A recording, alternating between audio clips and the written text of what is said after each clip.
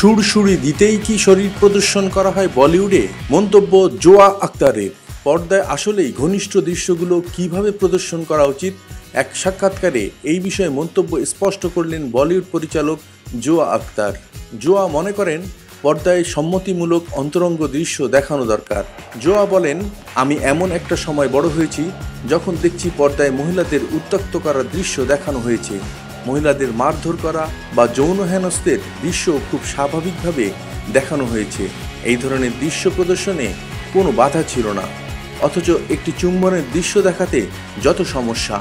জাভেদ কন্যা জানান, পর্দায় প্রেম স্নেহের সম্পর্কের সমীকরণ তুলে ধরা দরকার। তার কথায়, মানুষকে প্রেম স্নেহ দুজন প্রাপ্তবয়স্কের মধ্যে সুস্থভাবে তৈরি শারীরিক সম্পর্ক দেখাতে দিতে হবে। তিনি মনে করেন প্রত্যেক পরিচালকের গল্প বলার ধরনও আলাদা।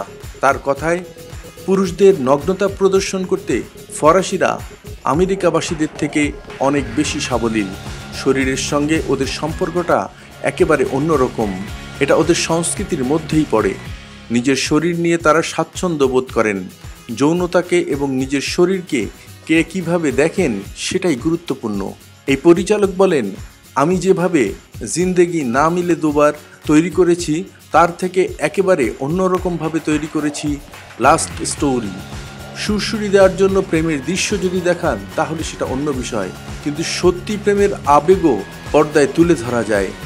আমি নিজে 4 অক্ষরের অশ্লীল শব্দ বলি না, কিন্তু ব্যান্ডেড কুইনের মতো ছবিতে এমন কোনো শব্দ শুনলে আপনি কিছু মনে করেন না, কারণ এই শব্দ ব্যবহারের উদ্দেশ্য সুরসুরি দেওয়া নয়।